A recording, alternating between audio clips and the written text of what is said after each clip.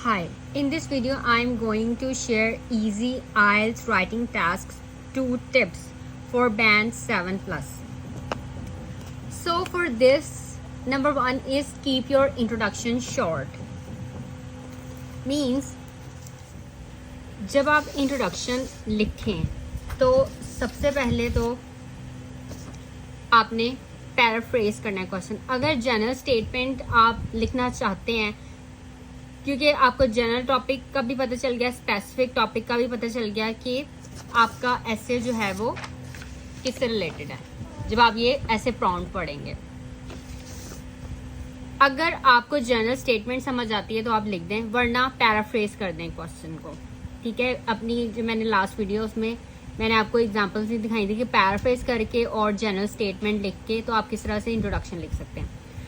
फिर आपने अपना ओपिनियन देना है और जो आपने बॉडी पैराग्राफ में डिस्कस करना है ना, वो आपने 2 मेन आइडियाज जो हैं वो पॉइंट्स जो हैं वो भी इंट्रोडक्शन में लिख देने हैं.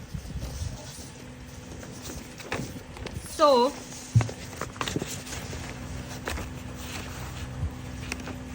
आपने अपना इंट्रोडक्शन शॉर्ट ही रखना है. Like look at this example, short introduction, और इसी में ही आपने अपना ओपिनियन भी बता देना है. लाइक अब जैसे ये पॉजिटिव नेगेटिव, ऐसे इसमें हमने बताना है कि जो इफेक्ट है वो पॉजिटिव है या नेगेटिव. तो its impact is largely positive although there is a negative side of the news media as well. तो हमने ओपिनियन भी अपना इसी में ही बता देना. Express your opinion in the introduction.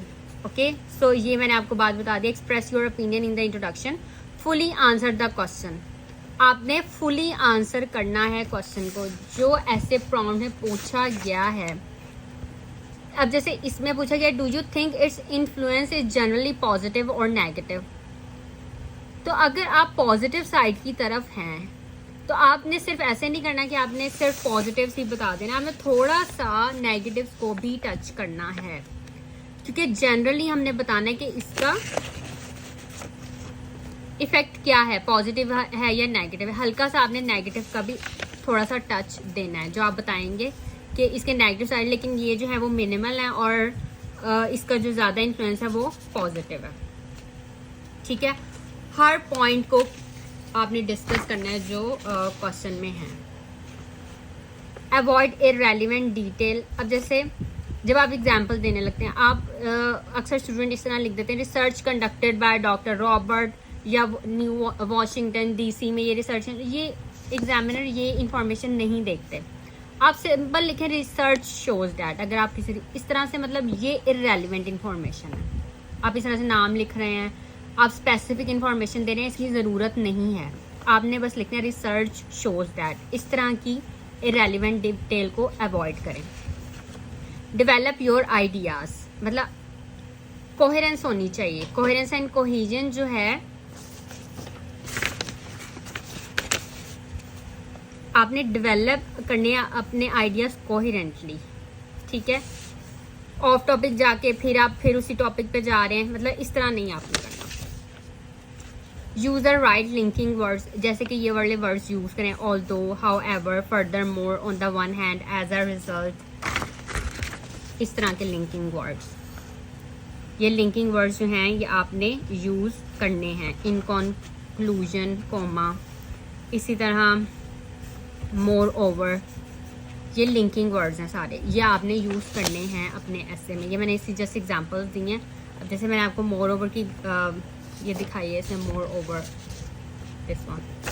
So although, however, furthermore, on the one hand, as a result, ये आपने लिंकिंग वर्ड यूज करने. Find a balance between complexity and accuracy.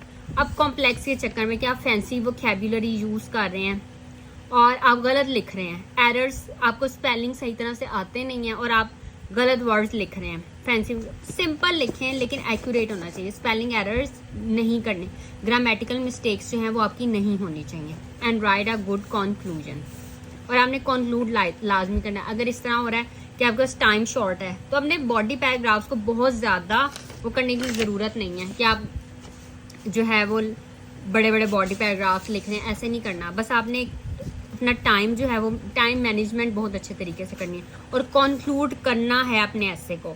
ये ना आपके पास टाइम नहीं है तो आपने छोड़ दिया और कंक्लूजन लिखा ही नहीं है। कंक्लूजन बहुत ज़रूरी है। बॉडी पैराग्राफ्स को बेशक शॉर्ट कर दें लेकिन कंक्लूजन आपका लाजमी होना चाहिए। आप जो है वो आंसर शीट के ऊपर प्रैक्टिस करें तो आपकी टाइम मैनेजमेंट आपको खुद ही आ जाएगी कि कितने वक्त में आप ऐसे किस तरह से आपने मैनेज करना। ठीक है, तो ये जो पॉइंट्स हैं ये आपने अपने जहन में रखने हैं while writing your writing task 2 and if you have any questions you can ask me in comments.